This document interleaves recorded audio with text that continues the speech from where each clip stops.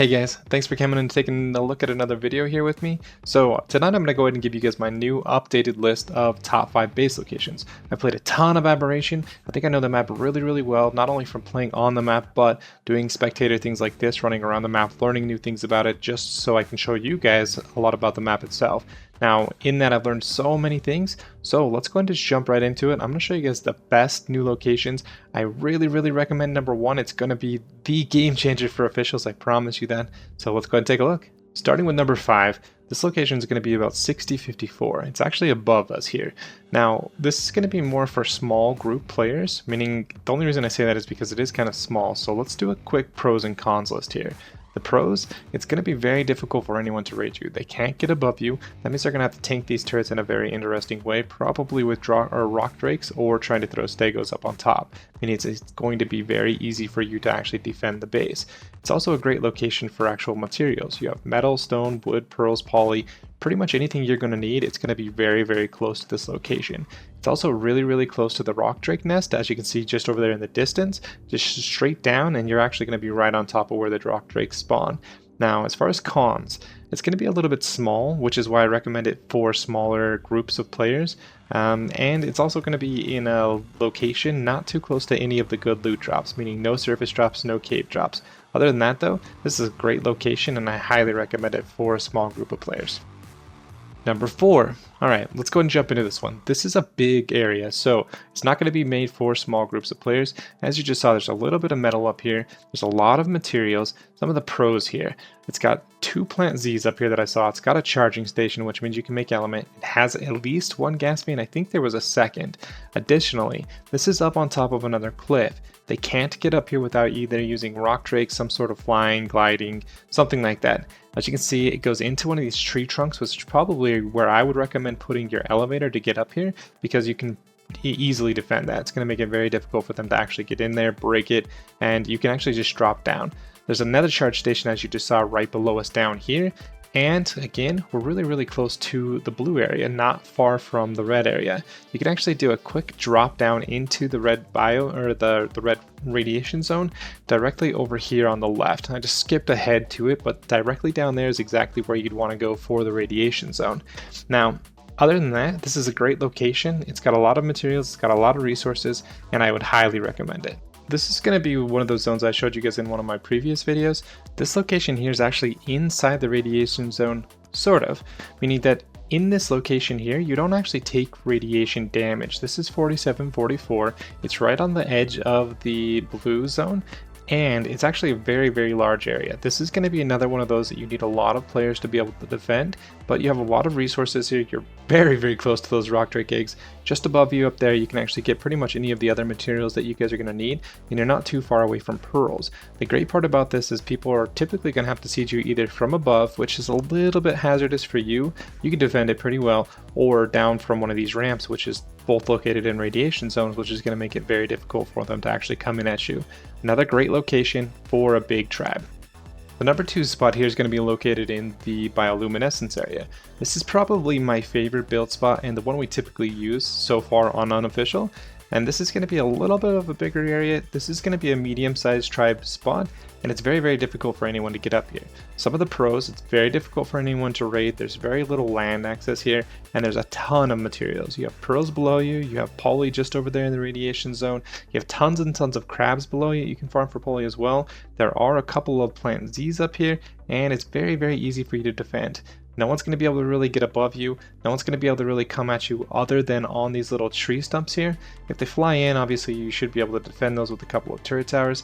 It's a little bit of a larger area, so you will need at least a medium-sized tribe, but this is another very easy one to defend with a lot of resources. And right below you, you even have a couple of gas veins, which pretty much rounds this off with everything you guys are going to possibly need. Alright, coming in last here, this is going to be the best place to build in Aberration. I hands down guarantee it. As you can see, what we're actually doing is we're using the surface location, or the surface entrance to red, from the radiation zone. This is about 7826, And right here, this is the actual start of the base location. It's huge. You can use this entire cavern going up. You can use all of that cave that we just entered. Any sort of dinos that you need to store in the radiation, you can do in the cave. The radiation stopped right the second we entered this big open cavern where it was very, very light out here. Now, as you can see up here, it is a little bit more hazardous, but we're going to go ahead and do some testing just to kind of show you guys where you can and can't build without getting your dinos killed, without losing any of your structures. Now, what I'm going to go ahead and do is I'm actually going to place all of these foundations up on each one of the ledges all the way through and out. I've kind of done a little bit of testing. As you can see, I've made a couple of lines with thatch foundations just so you guys can actually see when they start to get destroyed or where they start to get destroyed. I've gone ahead and placed that on each one of these ledges as well as down here on the very bottom and every one of the spots on the way down. Now, as you can see down here, kind of marked off where the radiation starts, and that's pretty much at that scorch mark. I don't know if this was an accident. I'm going to guess that it was because it looks like you're supposed to get burned in this area just based off of the map location itself, but you don't. As you can see, as soon as I cross that line, I take the radiation damage. So what we'll go ahead and do is we're going to test this. You guys have a ton of working space in here. You can literally line turrets all the way up and down that tunnel. You can line turrets up at the start here where the radiation stops. You can put turrets up here on each one of these ledges and at the very, very top. As you guys can see, you guys are going to have so much room in here. You have protection from the backside where they can't come in. If they try and siege from this side up here, they're going to have to deal with the daylight. They're only going to be able to siege you at night, and they have to get through very, very fast, which means it's very easy for you to actually defend. Down there on the bottom where you guys were seeing the radiation, that's very, very hard for them to come through as well, especially if you guys defend all the way out to the front of that cave entrance. You guys should be able to defend that really well. They'll have to bring in radiation suits. There's nothing they're going to be able to do. It's going to be so hard for anyone to raid this particular spot. So let's go ahead and turn on daylight. Let's go ahead and see exactly where this starts. I knocked it up a little bit so it's speeding up for you guys, but you will see these get destroyed. As you saw, there's one there, and there's two actually on this side here. I'll kind of sneak over so you guys can see when I start to get burned here a little bit as well. I would recommend just playing with the zones, find out where you can and can't build. You obviously don't want to move your turrets too far out into those spots that you will get them knocked out, so be very careful. I would definitely recommend doing this on a test server, but I promise you this is the best place to build an aberration, and I highly recommend it. Doesn't matter if you're on unofficial, doesn't matter if you're on official, it's going to be the best spot, hands down. Okay, let's do a little bit of bonus footage here. Now, this is coming right out of the location we were just talking about, the #1 spot of my video, and it's going to lead you guys into a little bit of a bonus. If you guys have this built out, if you have a big enough tribe to defend that, and you can actually move into this, I would definitely recommend it.